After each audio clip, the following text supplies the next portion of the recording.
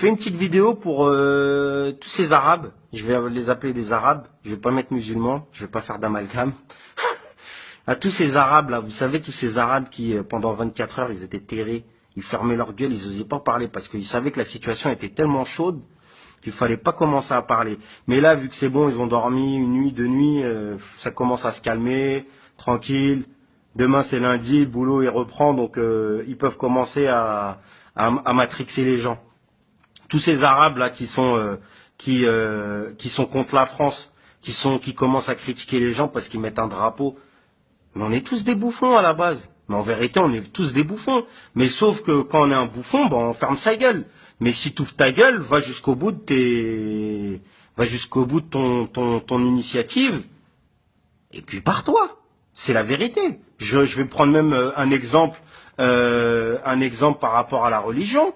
À l'époque du prophète, les compagnons du prophète, quand ils se sont sentis persécutés, etc., à la Mecque, bah, qu'est-ce qu'ils ont fait? Ils sont partis en Abyssinie. Ils sont partis vivre en Abyssinie. Voilà. Et le prophète, il est resté pourquoi? Il est pas resté à la Mecque pour foutre le bazar ou quoi que ce soit. Il est resté pour essayer de continuer à délivrer un message de paix, à avoir un bon comportement. Ils lui ont mis comment dire, des organes, des abats de chameaux, de chèvres, etc. sur lui pendant qu'il priait. Ben, sa fille, elle est venue, elle lui a nettoyé son dos, il s'est relevé, il est rentré chez lui. Enfin, il y a le comportement du prophète nous a montré par l'histoire que faut continuer à être droit. Mais vous savez que critiquer.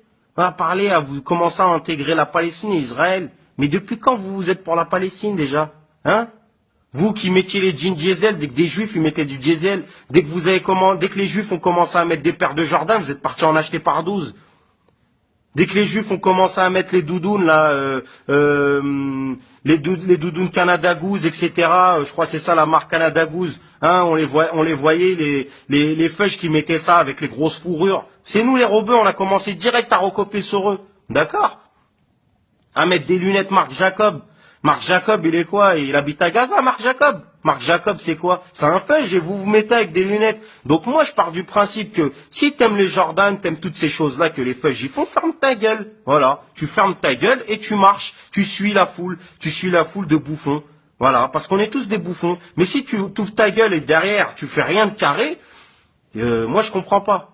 Moi, je comprends pas. T'es pas content, la France, le ceci, cela, mec, barre-toi au bled.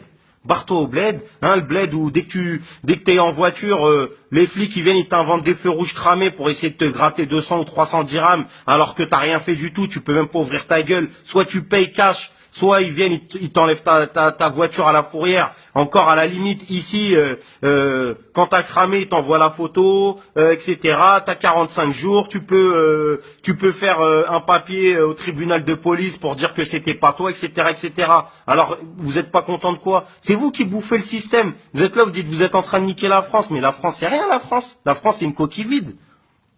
La France, c'est une coquille vide. C'est les Français qui font qu'il y a la France.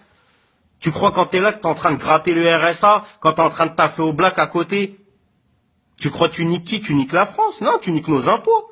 T'es pas content quand tu déposes ton gosse à l'école et qu'il fait de la peinture et il fait il met sa main sur de la pâte à sel, etc. Il fait de la pâte à modeler, il joue, il fait des sorties, t'as donné rien du tout, tu donnes zéro, tu grattes tout. T'es pas content ça? Tu ramènes ton gosse, il joue, il vient, il dit ah, tiens papa, regarde ce que j'ai fait aujourd'hui, un machin. C'est grâce à quoi? C'est grâce à nos impôts, c'est grâce à l'impôt des Français. Et l'impôt, déjà, l'impôt, rien qu'on va prendre l'islam, l'impôt, il existait au temps de l'islam. Il leur prenait un certain nombre de chameaux, un certain nombre de chèvres, etc., des tissus, les commerçants, ils les collectaient, et puis ils les repartageaient, ils les redistribuaient aux pauvres de la Mecque et de Médine.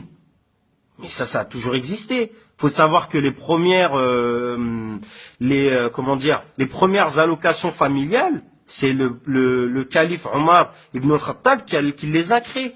C'est lui le premier à avoir créé. Et ça, c'est même dans la constitution irlandaise, il y a écrit les allocations familiales selon la création de Omar ibn al-Khattab à Médine. D'accord? Ça, c'est des choses vraies. Donc vous êtes là, vous voulez niquer le système, vous voulez niquer machin, alors que dès que vous êtes en Thaïlande, vous êtes à Marrakech, vous parlez que français, vous êtes content quand les gens ils vous répondent en français, parce que vous êtes des clandos, vous savez même pas parler, vous êtes incapable d'aligner 2 mots d'anglais ou 2 mots d'arabe. Vous êtes content, vous êtes fier là quand vous êtes au bled ou vous êtes à l'étranger, que les gens ils vous parlent en français, ouah, t'es français. Et puis là, quand vous êtes en France, vous faites les rebelles. Arrêtez de faire les rebelles pour rien du tout. Vous êtes rien rebelles. Vous êtes rien rebelle, vous êtes que des bouffons, vous profitez du système, vous êtes des haineux de la vie. Vous êtes des haineux de la vie, que des voleurs. Vous voulez que les gens ne fassent pas d'amalgame, ils ont raison de faire de l'amalgame. Qu'est-ce que vous faites? C'est à nous de nettoyer l'islam ici. C'est à nous de nettoyer l'islam, de donner des millions et des millions à des mosquées. Au final, le tapis, il a jamais changé. Il y a des mosquées, ça fait depuis 1980, ils collectent de l'oseille. Et la mosquée, elle a toujours pas bougé. Et tous ces conférenciers là, ils font des conférences, ils travaillent dans quoi ces gens-là? Le prophète encore c'était un éleveur de chèvres, etc. Les compagnons c'était des charpentiers, c'était des commerçants. Abou Bakr dire que c'était un commerçant, et ces personnes-là, on n'est rien à côté d'eux. Donc comment ça se fait qu'on accepte qu'il y a des conférenciers, ils ont jamais taffé de leur vie, ils arrivent à gratter des millions d'euros, des Nader Abou Anas, des mecs comme ça, sont là, ils grattent des millions d'euros pour faire des écoles, ils ont même pas de science. C'est ça, c'est bien sûr, ils ont raison de faire des amalgames. On n'est pas content qu'un Chel Goumi parle, mais Chel Goumi, moi, il me fait rigoler, on s'en fout. C'est marrant. Heureusement qu'il n'y a pas de musulmans qui parlent à la télé, on est nuls, on sait pas parler. Je préfère quand mes potes athées, mes potes chrétiens, ils parlent mieux que nous, ils nous défendent mieux que nous. J'ai vu là depuis 2 jours comment les gens ils nous défendent sur Internet, c'est énorme. J'ai jamais vu ça de ma vie. Ils parlent mieux que nous, ils donnent même des versets du Coran. Mais tout ça, c'est grâce à quoi? C'est parce que autour d'eux, ils ont des musulmans, des personnes qui sont converties, qui ont un bon comportement, qui les aident à ne serait-ce qu'à tenir la porte, à attendre l'ascenseur, à porter le pack d'eau de la voisine qui a 80 ans. C'est ça le bon comportement. C'est de se comporter correctement, d'aller bosser, de contribuer à la société. C'est pas toi, t'es là, t'es en train de gratter le RSA, tu grattes tout ce qu'il y a gratté dans la société et dire ouais, moi je parle français, nanana. Tu crois quoi, les impôts, tu crois c'est quoi? Ça fait payer que les bombes pour bombarder la Syrie. Bah t'es pas content, bah mec, va rejoindre l'armée algérienne, va rejoindre l'armée marocaine, va faire ton service militaire, ils vont te défoncer ta race, tu vas voir. Tu vas vite courir en France. D'accord? À parler dans ton confort, là, dans ton 200 mètres carrés, t'as gratté grâce aux allocs, t'es là, on les voit aussi dans les reportages, ils sont là, ils ont les peu qui grattent des pavillons. Ils viennent, ils construisent 5-6 blocs et ils mettent dedans des sans-papiers, des Pakistanais. Ils leur disent combien de rembourse la CAF pour le loyer? 800 euros. Ben tiens, c'est 800 euros. Voilà. Ils leur font des boui-boui là de 5 mètres carrés. Ils les font payer 800 euros. Ils grattent des fois 10 000 euros par mois. Et eux-mêmes, ils sont au chômage aussi. Et ils grattent 10 000 euros sur la misère des gens. Voilà. C'est ça le comportement des arabo-musulmans d'aujourd'hui qu'il faut combattre, qu'il faut dénoncer. Ces gens-là, faut les balancer. Faut les balancer aux flics pour nettoyer. C'est comme ça qu'on nettoie l'islam. Et pas quand il y a Daesh. Qu'ils aillent se faire enculer, Daesh.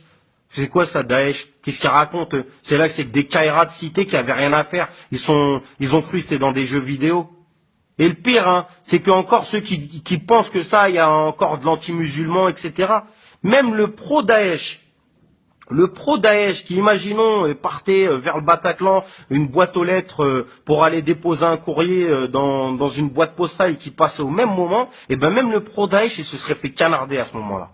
Même le pro-Daesh, pro-État islamique, il se serait fait canarder. Ça montre à quel point que ces mecs-là, ils viennent, ils canardent les gens. Ils s'en foutent. Ils ont pas regardé, ils ont pas dit, ouais, toi, est-ce que tu connais le Coran ou pas? Ils ont pas pris le temps. Ils sont venus, ils ont rafalé tout ce qu'il y avait à rafaler. Ils leur ont dit, mettez-vous au milieu, ils se sont mis en foule, et les mecs, ils canardaient, et ils rechargeaient, et ils canardaient.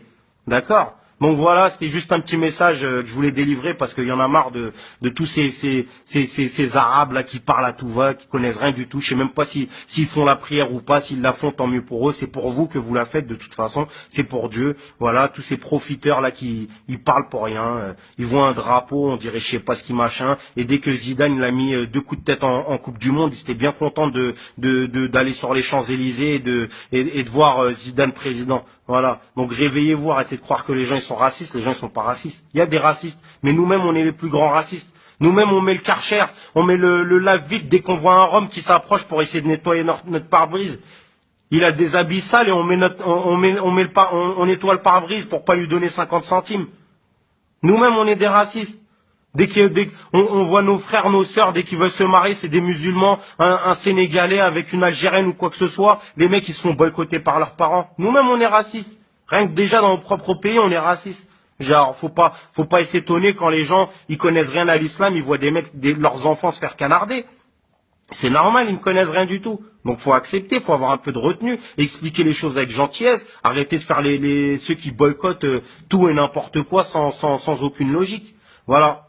Allez, peace and love les amis.